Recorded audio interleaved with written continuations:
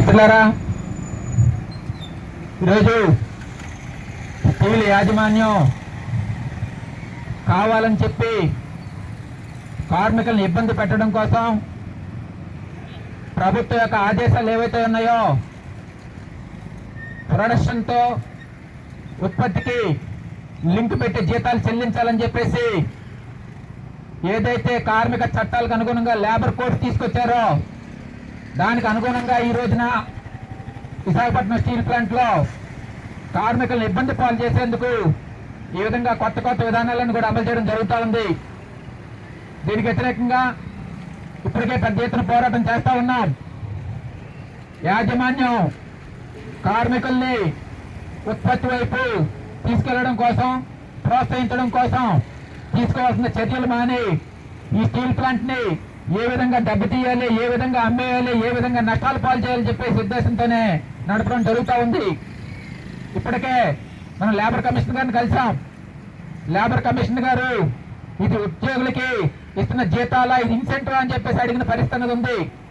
అంటే ఉత్పత్తికి లింక్ చేసి ఇచ్చేది ఏదైనా సరే ప్రోత్సాహకాలు, ఇన్సెంటివ్ అవుతుంది తప్ప జీతం కాదు.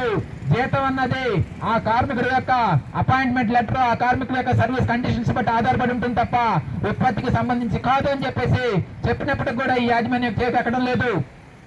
అదేవిధంగా సుప్రీంకోర్టు అనేక సార్లు డైరెక్షన్ ఇచ్చింది. కార్మికుల యొక్క మూల వేతనం మీద దాడి చేసే హక్కు యాజమాన్యానికి లేదు. కార్మికుల యొక్క మూల వేతనాన్ని తగ్గించే హక్కు యాజమాన్యానికి లేదు. అలాగే కార్మికుడి యొక్క సర్వీస్ కండిషన్స్ ను ఏకపక్షంగా మార్చే అధికారం యాజమాన్యానికి లేదు. ఆ విధంగా చేయాలంటే సంప్రదింపుల ద్వారా, యూనియన్ల ద్వారా చర్చించి చేయాలి తప్ప ఏకపక్షంగా చేయడానికి వీల్లేదని చెప్పేసి అనేక తీర్పులు సుప్రీంకోర్టు ఇచ్చింది. అయినప్పటికీ ప్రభుత్వం గానీ యాజమాన్యం గానీ పట్టించుకునే పరిస్థితి లేదు.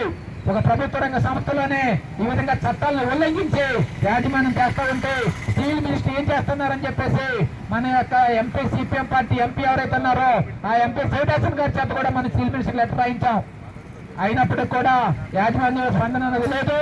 కాబట్టి మనం తప్పకుండా ఈ యొక్క ఉద్యమాన్ని ఉధృతం చేయాల్సిన అవసరం ఉంది. విశాఖపట్నం స్టీల్ ప్లాంట్ కనుక పూర్తి వేతనాలు చెల్లించకపోయినట్టయితే ఈ యొక్క అవసరం అయితే ఉత్పత్తిని స్తంభింప చేయడానికి కూడా సిద్ధంగా ఉందని చెప్పేసి కార్మికులు హెచ్చరించినాడు మాత్రమే ఈ యాజమాన్యం దిగి వస్తుంది. ఈ విధంగా మనం చేయక తప్పని పరిస్థితి అన్నది యాజమాన్యం క్రియేట్ చేస్తా ఉంది. కాబట్టి దానికి సిద్ధంగా ఉండాలని చెప్పేసి కార్మిక వర్గాన్ని పిలుపునిస్తా ఉన్నాం.